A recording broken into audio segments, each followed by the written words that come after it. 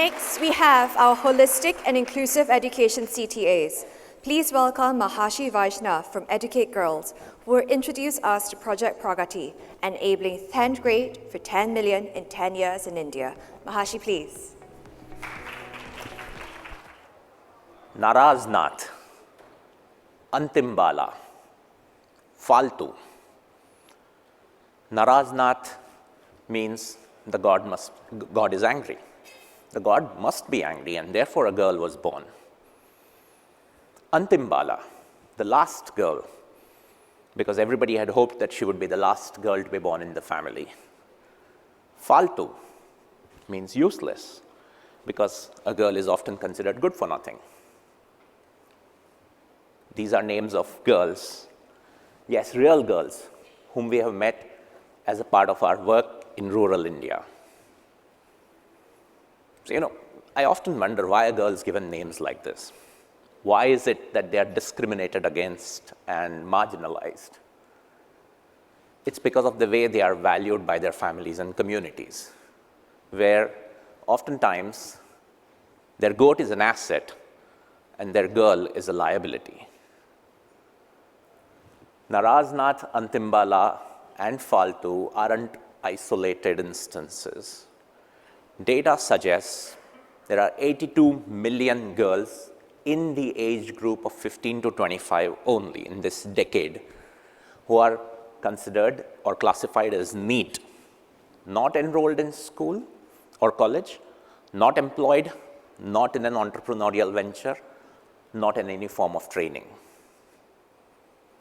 This 82 million represents a staggering 60% of the population in this age group. Why are girls in this NEET category? In our experience, it's because of the 4 P's of exclusion: patriarchy, poverty, policy, and the pandemic. It's a large number, right, that we are trying to address. We have a solution here. Our second chance program, Pragati. Pragati, which quite literally means progress, is a second chance program designed exclusively for adolescent girls and women. It's designed for girls and women who aren't eligible for regular formal day schools. This is designed for girls and women who are typically overage, oftentimes married with children, with social and family responsibilities, perhaps would have failed a grade and been pushed out of school. Pragati leverages the government's open school system and offers girls and women a chance to get back to high school education. Pragati targets both demand and supply side and bolsters it with a technology layer. So on the demand side, we are talking about girls. The 82 million NEET girls and women that I mentioned, this is for them.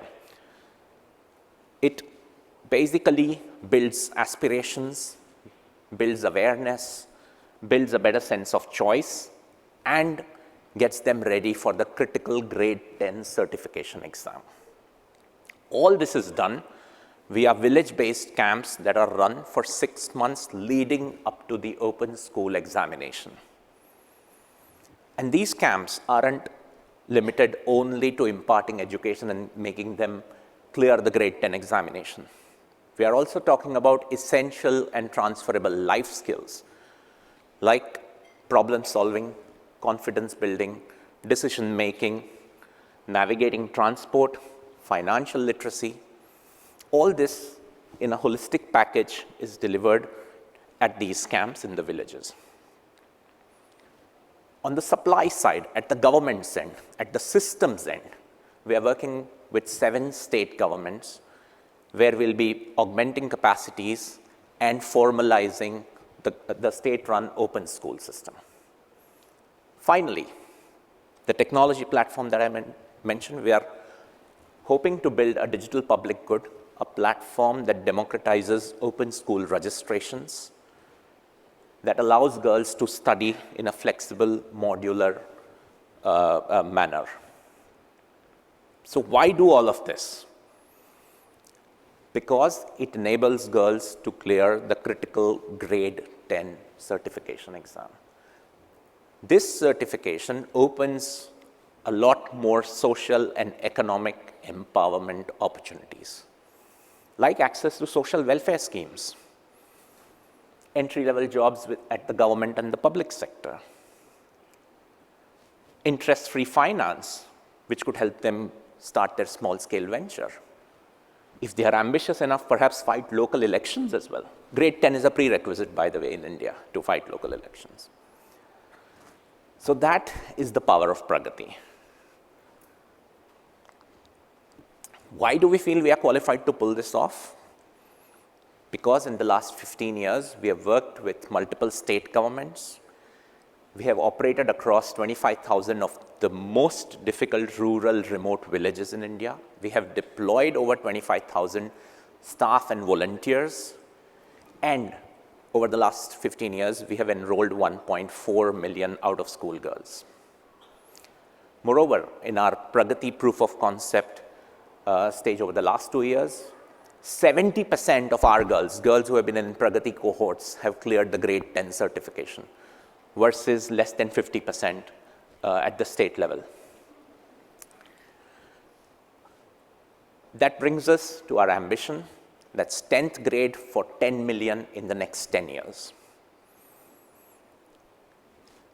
Finally, why do all of this? What's the point in doing all of this? Because it's about equity. Education is a girl's right.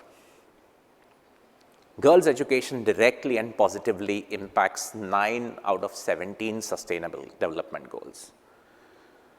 Climate scientists have rated girls' education higher than solar panels and electric cars in the steps that mankind must undertake to reverse the impact of climate change. And most importantly, an educated woman is more than twice likely to get her children educated. So it's about halting this intergenerational cycle of illiteracy and poverty just once.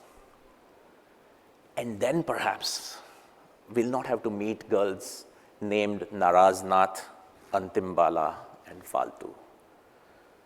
Thank you so much for this opportunity, and I welcome you to join our cause. Thank you so much, Mahashi. Next, join me in welcoming Morgan Lance from One Sky to share how they are advancing a quality independent childcare model in Vietnam. Morgan, please. It's such an honor to follow Educate Girls. I am a huge fan of their work with youth, and I'm grateful to have a moment to talk to you now about the other end of the education spectrum, early childhood. But first, a question for you all. Do you own a pair of sneakers? If you do, there's a really good chance they were made by a woman working in a factory in Vietnam. Have you ever thought about her? Wondered about her life, her children?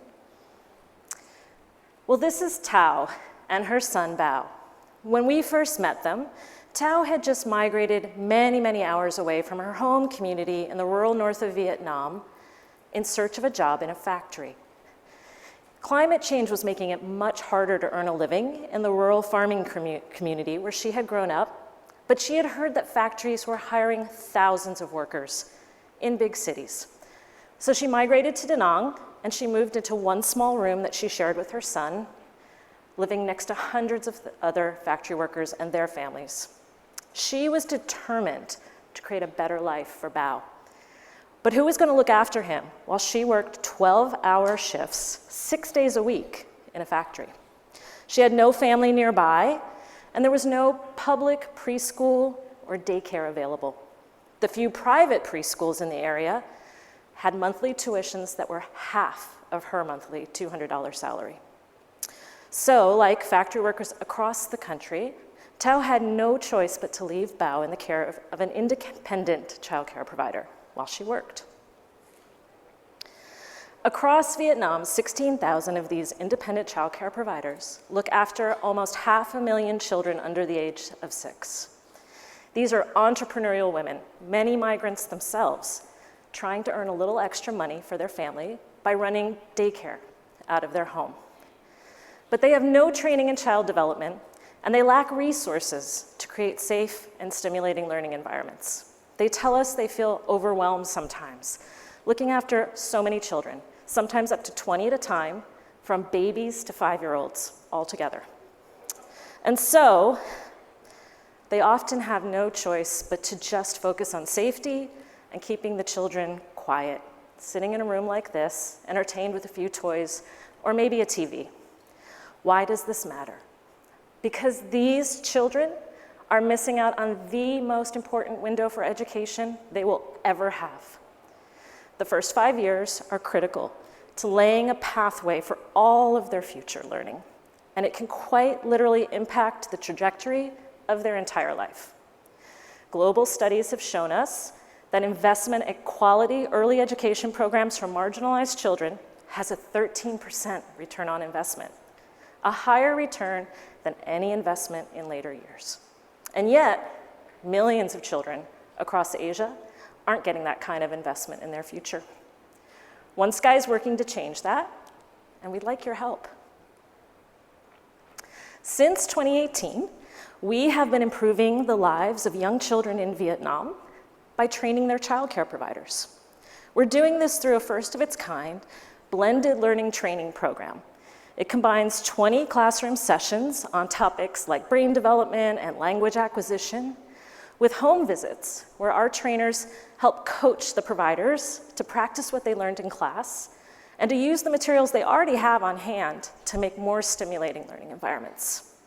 All of this is underpinned by our digital learning community, which connects providers to each other and our trainers, both throughout the program and for years beyond. To date, we have improved the care of 40,000 children of factory workers in Vietnam.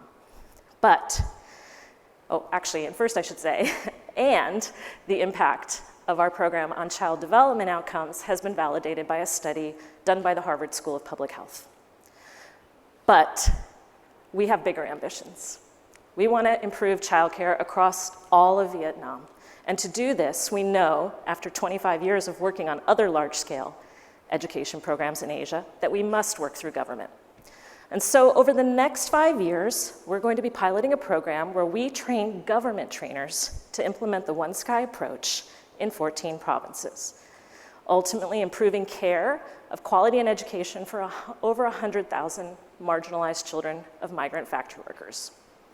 And at a time when the global childcare crisis is making headlines around the world, we have an opportunity to refine components of this program and add bits to it that will help make it adaptable for use in other low-resource communities across Asia as well. What we need to make all of this a reality is you. Will you stand with us as we build an Asia-based solution to the world's childcare crisis? Your investment can help us pave a path for an Asia where every child, regardless of their family's means, has access to the kind of early learning opportunities that can help them thrive. Oh, remember Bao? He started kindergarten 2 weeks ago.